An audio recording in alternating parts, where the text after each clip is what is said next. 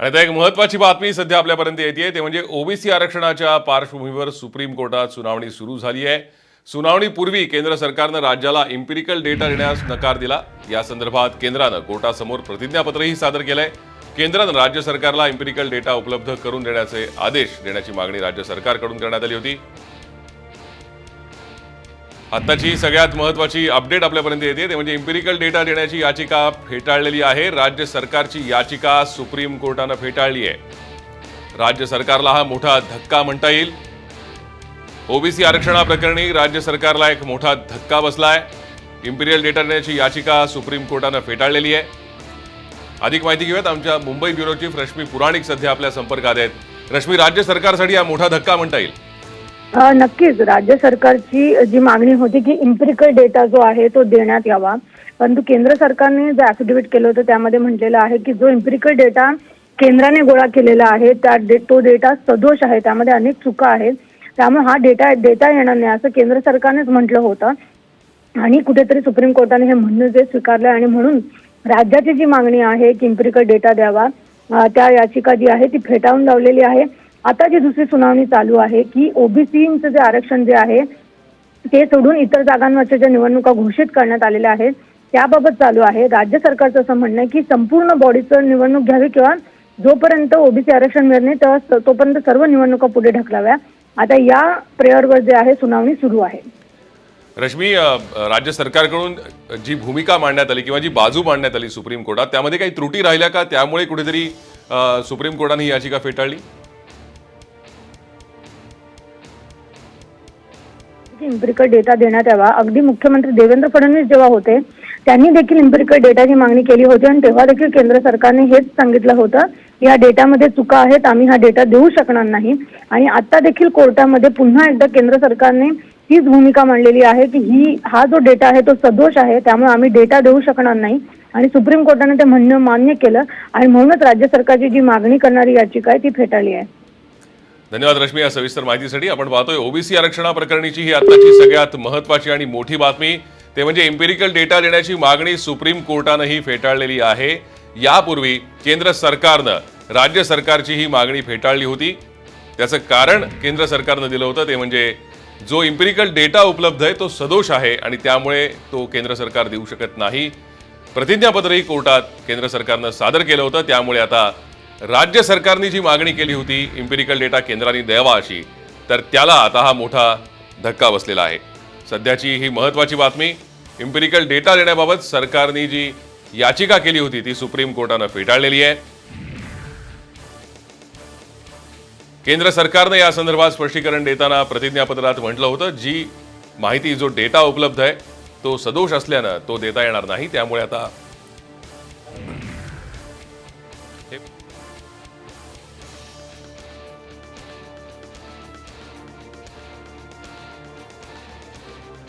Supreme कोर्टाने ही याचिका फेटाळल्यामुळे आता ओबीसी आरक्षणाप्रकरणी राज्य सरकारला हा मोठा धक्का मानता येईल। पुढची सुनावणी अजून सुप्रीम कोर्टात सुरू आहे, मात्र आत्ताची ही सगळ्यात महत्त्वाची बातमी, राज्य सरकारला हा मोठा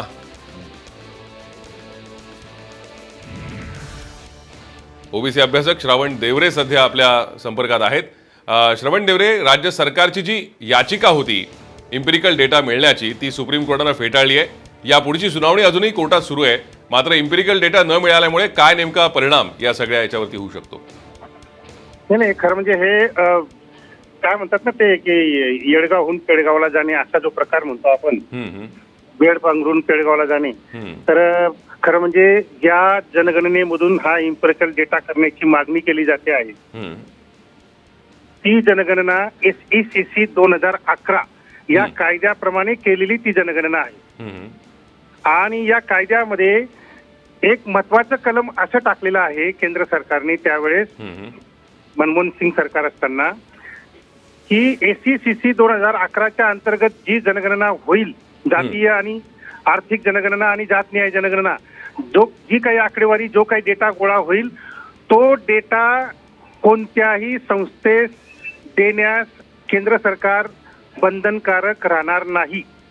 म्हणजे सुप्रीम कोर्टाने जरी उद्या सांगितलं की अमुक याला डेटा द्या, धमक्याला डेटा द्या, तर तिथे कायद्यामध्ये स्पष्टपणे लिहिलेलं आहे की सुप्रीम कोर्टाला सुद्धा आम्ही हा डेटा देणार नाहीत, आमच्यावर ते बंधन नाही.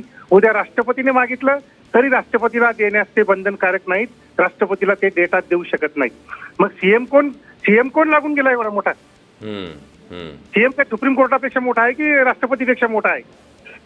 हे सगळ्यांना माहिती आहे की केंद्र सरकार डेटा देणार नाही. त्याला कुणीही बळजबरी करू शकत नाही, कारण कायद्यामध्येच तशी तरतूद आहे की तो डेटा आम्ही नाही ठरवलं तर आम्ही नाही देणार. मग तुम्ही सुप्रीम कोर्टात जा नाही तर आणखी राष्ट्रपतीकडे जा. हे सगळ्यांना माहित असून सुद्धा वेळ पांघरून पेडगावला जाणारे हे सगळे विरोधी पक्ष नेते, नंतर सगळे मविया सरकारचे सगळे मंत्री नेते, ओबीसी नेते, मुख्यमंत्री हे सगळे वेड्यात काढतायत ओबीसी जनतेला. ते हे खूप धूर्त आहेत, खूप हुशार आहेत ते, म्हणून ते आम्हाला ओबीसीना मूर्खात काढतायत. आणि आमचे ओबीसी नेते जे आहेत ते या षड्यंत्रामध्ये ओबीसी नेते सामील आहेत. ओबीसी नेते ओबीसींना खड्ड्यात घालण्यासाठी आटोकाट प्रयत्न करतायत आपल्या वरच्या जातीच्या नेत्यांची मर्जी सांभाळण्यासाठी. आणि पुढचं सगळं भवितव्य आपल्याला माहित आहे की विदाऊट ओबीसी आरक्षण या सगळ्या निवडणुका 5 जिल्हा परिषदांच्या झाल्या, तशा आता या पुढच्याही निवडणुका विदाऊट ओबीसी आरक्षण होतील म्हणजे होतील. कारण ओबीसींना खड्ड्यात टाकण्याचं यांनी पक्का केलेलं आहे. आणि या षड्यंत्रामध्ये ओबीसी नेते, मंत्री, आमदार, खासदार आणि वेगवेगळ्या राजकीय पक्षातले पदाधिकारी हे सगळे या षड्यंत्रामध्ये सामील आहेत. आम्ही खरा दोष देतो ते या ओबीसी नेत्यांना. श्रावण डेवरे, फक्त शेवटचा प्रश्न, जे आता या सगळ्या लढ्याचं म्हणा किंवा या सगळ्या प्रकरणाचं नेतृत्व करतायत त्यांच्यावरती आपला आरोप आहे? हे सगळे हे बघा, आमचा आरोप फडणवीसांवर नाही. फडणवीस हे त्यांच्या जातीसाठी प्रामाणिकपणे काम करतायत. आमचा आरोप अजित पवार, शरद पवार किंवा पृथ्वीराज चव्हाण यांच्यावर नाही, कारण ते आपल्या जातीसाठी प्रामाणिकपणे काम करतायत आणि ओबीसी आरक्षण नष्ट करतायत. ओबीसी नेते कोणाशी प्रामाणिक आहेत? ओबीसी नेते ओबीसी समाजाशी प्रामाणिक आहेत का? हे ओबीसी समाजाला एवढं सुद्धा सत्य सांगू शकत नाहीत की केंद्राकडून आपल्याला डेटा मिळूच शकत नाही. हे एवढंसं सत्य सुद्धा ओबीसी नेते ओबीसी जनतेला सांगत नाहीत.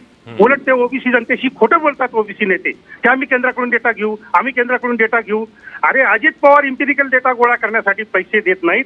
त्या अजित पवारांच्या दाराशी जाऊन बसा ना. ओबीसी नेत्यांनी त्याच्या दाराशी जाऊन बसावं नका. अजित पवारांना काही त्याच्या खिशातून पैसे द्यायचे का अजित पवारांना? या सगळ्या ओबीसी नेत्यांनी एकदा अजित पवारांच्या दाराशी जाऊन बसलं पाहिजे. नाहीतर मग नाही होत असेल तर राजीनामे द्यावेत. या सगळ्या ओबीसी नेत्यांनी राजीनामे दिले पाहिजेत. मंत्रिपदाचे राजीनामा द्या, पक्षातल्या नेतेपदाचा राजीनामा द्या, काय कुठलं पद असेल नगरसेवकापासून तर वरपर्यंत सगळ्या पदांचा राजीनामा ओबीसी नेत्यांनी दिला पाहिजे. मग बघा तुम्हाला कसा डेटा मिळत नाही ते. बरोबर, ठीक आहे. श्रावण डेवरे, आपली भूमिका लक्षात आली. तुर्तास धन्यवाद या सविस्तर प्रतिक्रियेसाठी आणि भूमिका मांडल्याबद्दल.